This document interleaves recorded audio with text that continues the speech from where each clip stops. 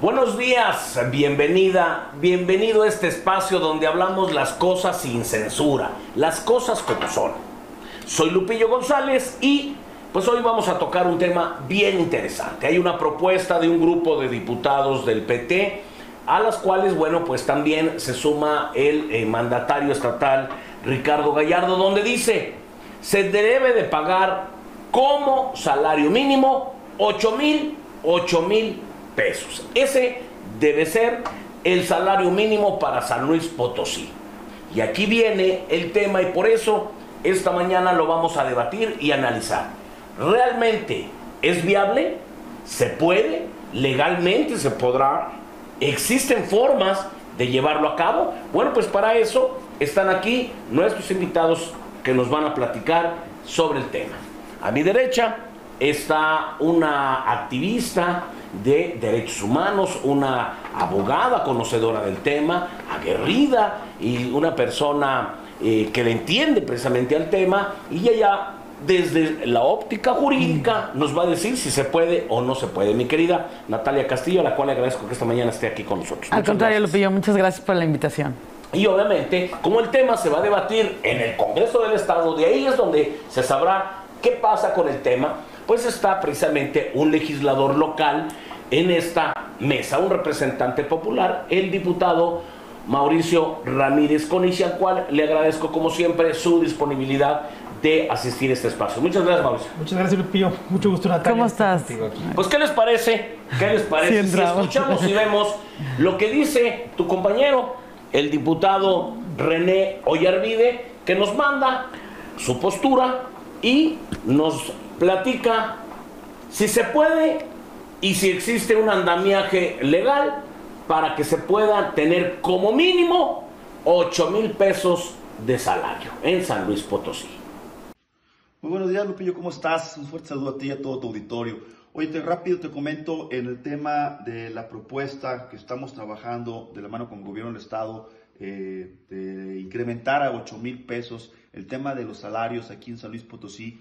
Fíjate que es un tema que está siendo aplaudido y que es una propuesta no únicamente como una idea, es una propuesta que se está trabajando con todo el sector empresarial de San Luis Potosí, porque esta generalidad, y te lo digo como generalidad porque estamos trabajando en el andamiaje legal para ver cómo vamos a trascender, porque es algo que va a definitivamente ayudar a impactar totalmente y va a poner a San Luis Potosí en un primer plano a nivel nacional por la mano de obra calificada que tendríamos mejor pagada. Hoy, tú lo sabes, y esto es algo que los empresarios dicen, es un tema donde está muy mal pagada la mano de obra aquí y que todos los chavos que tienen educación tecnológica prefieren migrar a otros estados o irse de plano a Estados Unidos, y hoy no existen las condiciones para que tengamos empresas competitivas a nivel industrial. Entonces, esta generalidad es aplaudida y la vamos a trabajar, y hay quien dice que es un tema de la federación. Yo les digo a ellos que cuando se trata de construir por San Luis Potosí, tenemos que buscar un andamiaje legal que nos permita trascender de una manera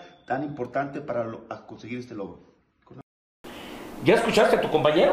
A tu compañero, él es del Partido del Trabajo, me refiero compañero como diputado, aunque tú perteneces a otra bancada, pero a ver, ahí escuchaste ya a tu compañero, ¿se puede o no se puede desde tu punto de vista? ¿Qué dijo René? Mira, René dice que van a hacer lo posible por encontrar un andamiaje legislativo. Y primero tenemos que ver que de llevarse esto a cabo estaremos violando, ahí te va a dar un panorama, más o menos 7 tratados internacionales para empezar. Al menos 30 leyes nacionales que tienen que ver con cómo se establece el salario mínimo. De ellos son 6 leyes de nivel general y 11 leyes federales, más todas las subsecuentes como son la ley del IVA, del ISR, la del ICE, etcétera, etcétera. Estamos hablando de casi 10 reglamentos interiores que tiene cada una de las leyes y manuales de acuerdos, así como una docena de tipos y de documentos relacionados con cómo se determina el salario mínimo a nivel nacional. Y es muy clara la Constitución que dice que solamente hay dos maneras de modificar y establecer un salario. Uno es mediante la Comisión Nacional de Salarios Mínimos, que solamente determina 2 franjas de salario. La fronteriza, que todos conocemos, que el presidente casi la duplicó hace 2-3 años, y los salarios que se terminen mediante un contrato colectivo de trabajo. Solamente hay 2. Y esos 3 entes, perdón, ese ente, la Comisión Nacional del Salario Mínimo, se fundamenta con 3 partes: los empresarios, los trabajadores, que yo no he escuchado que ninguna declaración de aquí se tome en cuenta a los trabajadores, y el gobierno. Y para que tengas como un dato, Lupillo, ¿sabes cuál es el salario promedio mínimo de contratación en la zona industrial de aquí de San Luis Potosí? Es 1.5 salarios mínimos. El promedio. O sea, si una persona entra de golpe a trabajar en la zona industrial aquí en San Luis Potosí, llega con 1.5 salarios mínimos, que equivale a 7,896 pesos al mes. O sea, por allá anda. Ya andamos. Lo que pasa es que para poder acrecentar los salarios no se dan por decreto, y la historia nos ha dado eso por... Pero bueno, en México, en Chile, en Argentina, en Europa, en Asia, los salarios no se dan por decreto. Si queremos subir nuestro poder adquisitivo, si queremos subir nuestro nivel, tenemos que invertir en educación, en salud y en seguridad. Si no invertimos en esas 3, las empresas, por más que decretos que tú les des aquí, si no tienen mano de obra mejor calificada, es decir, que un trabajador que entra a ganar casi los 8,000 pesos, pueda estar ganando 12,000, 15,000 pesos cuando tiene una habilidad técnica para eso. Pero por decreto, así no se hace. Ese va a ser un tema que también vamos a desarrollar durante el programa, porque concretamente en este tema me interesa mucho que lo platiquemos, debido a que según estudios, San Luis Potosí, en diversas empresas, en diversos ramos, es donde tiene los sueldos más raquíticos de todo el país, y lo vamos a platicar, y nos vamos a enfocar en el tema de la automotriz. Mi querida abogada, yo sé que vienes con la espada desenvainada. Traes unos argumentos muy sólidos. ¿Se puede o no? No se puede.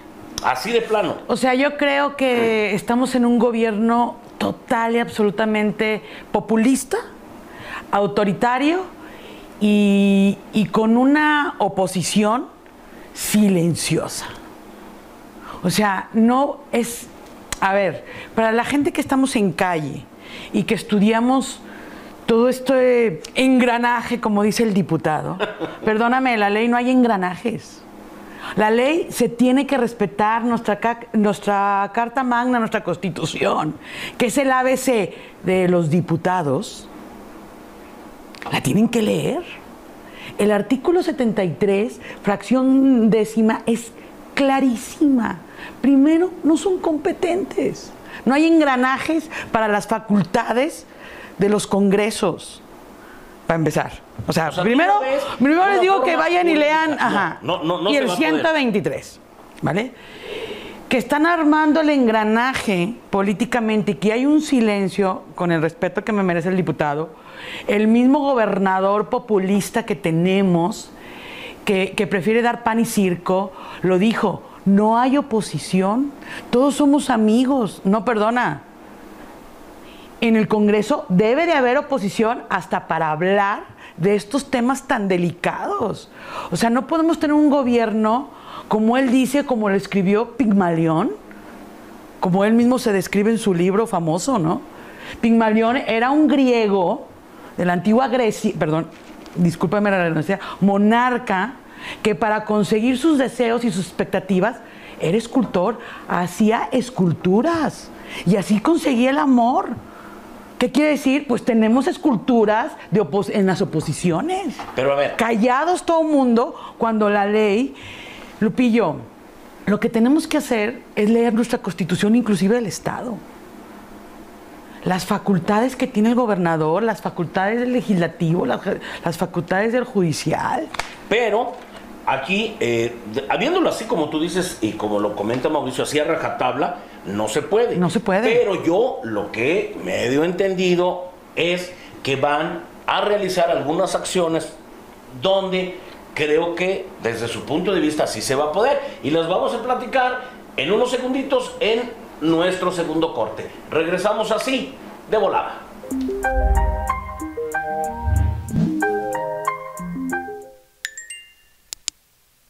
¿Se puede o no se puede tener un salario mínimo en San Luis Potosí de 8,000 pesos? Bueno, lo que dice el mandatario estatal, que es la idea es que esta propuesta camine de diferentes formas, que va a haber acuerdos con los empresarios, que inclusive se va a considerar el tema del impuesto sobre la nómina que platicamos antes de entrar al programa, ya es del 3%.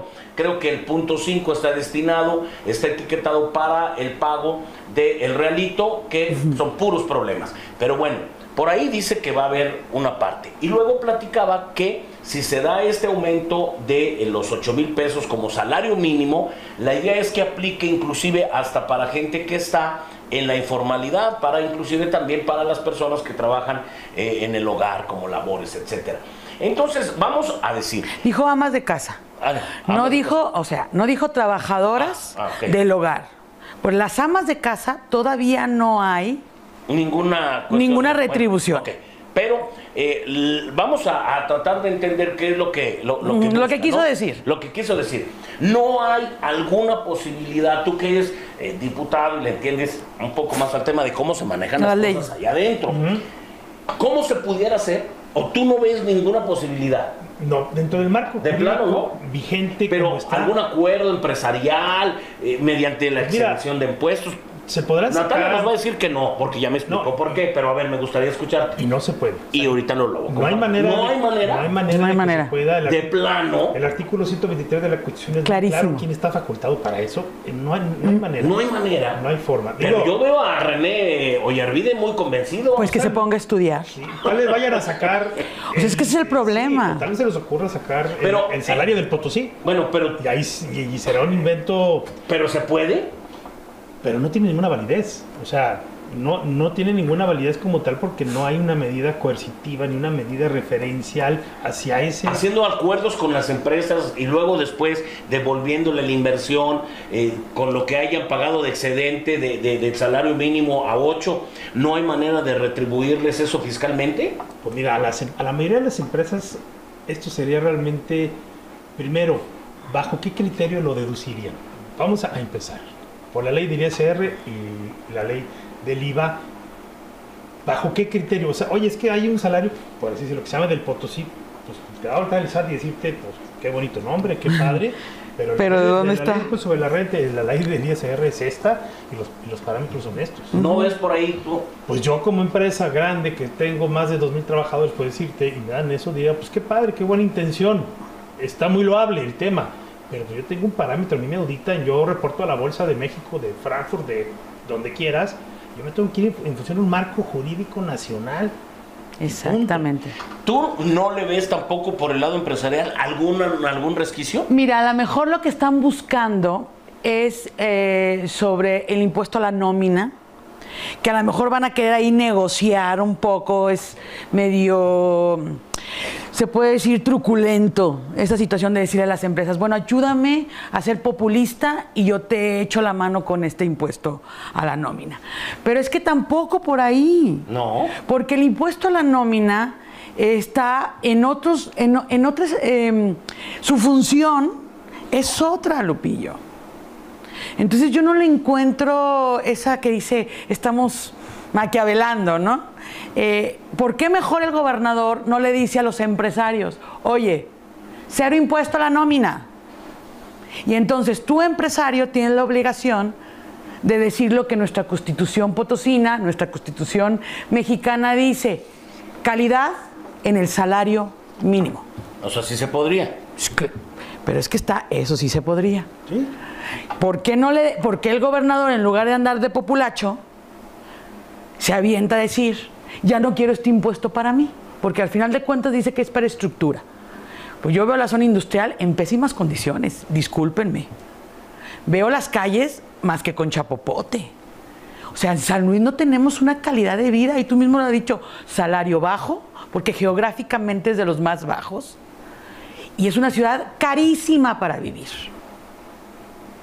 Entonces, si realmente quiere lo que dice nuestra Constitución, los tratados internacionales en materia laboral, darle una dignidad al trabajador, hombre, pues empieza tu Estado a ponerte a generar, porque nada más generas de los impuestos, y condona a las empresas, porque al fin de cuentas, al trabajador, ¿quién le da chamba? Pues los empresarios.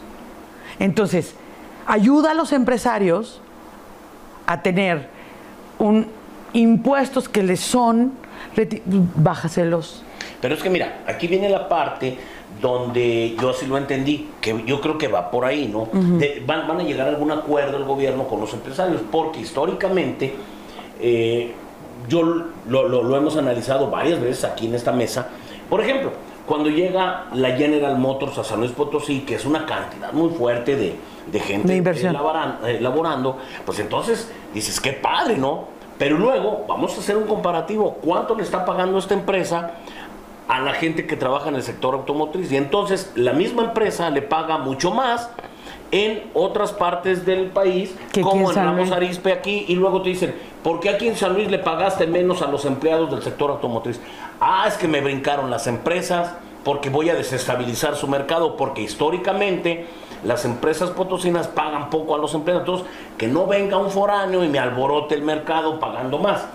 Con esta, y no es exclusivo de San Luis, yo lo he analizado en algunos lugares de Guanajuato, lo he analizado en unas partes de Querétaro, donde tienen realmente sueldos de esclavitud a los empleados. Entonces el empleado ya no está conforme, se cambia de empresa y va y le dicen, pues vas a ganar lo mismito de allá donde te venías quejando y la chamba es la misma. O sea, son estrategias que le llaman como para tener un control laboral, pero sí son sueldos muy bajos.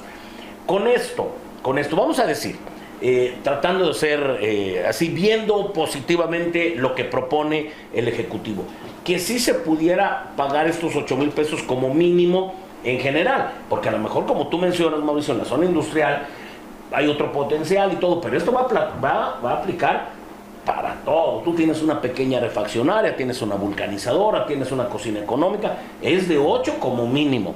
Ese sector de la sociedad tendrá el potencial para poderlo pagar. Vamos a concluir el tema hablando de eso, aquí en Libertad de Opinión, donde hablamos sin censura.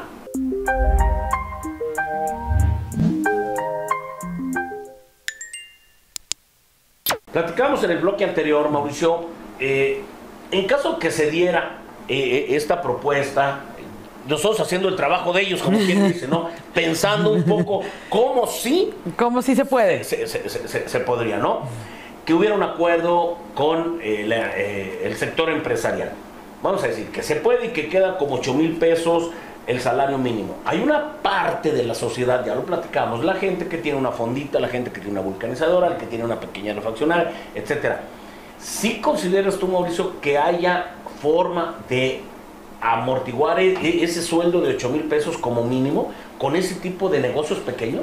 ¿Se podría? Yo creo que sería muy difícil, ¿eh? O sea, estamos hablando... O sea, oye, es muy padre para el empleado, es pero una muy buena idea, pero para el empresario... Pero es que no tanto el empresario, o sea, bueno, el comensal medio. El que tiene una tortillería.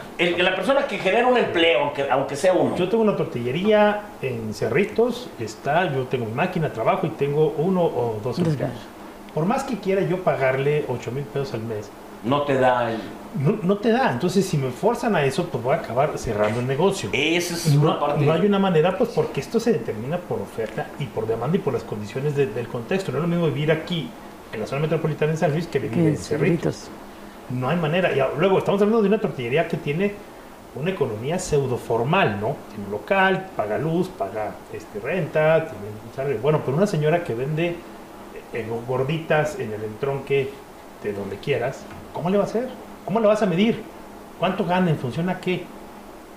Y eso se volvería más costoso cuantificar y forzar a la señora a que le pague 8,000 pesos a la trabajadora, cuando tal vez ni siquiera tenga seguro social ni Fonavit, o tal vez es su hija, o su nuera, o su hermana, o etcétera. Entonces, se vuelve muy complejo esta parte. Pero mira, mucha gente que puede estar confuso en esto, puede decir, bueno, pero esto ¿qué tendría que ver si yo estoy dentro del sector informal o no, o tengo mi empresa y tengo a 2 o 3 personas que no les doy seguro, o no los tengo registrados? Pues muy sencillo, en cuanto el empleado vaya a la Junta de Conciliación y Arbitraje, ahí le van a considerar el sueldo mínimo de 8,000 pesos. Presenta un testigo y por no tener esa formalidad del patrón, se amuela.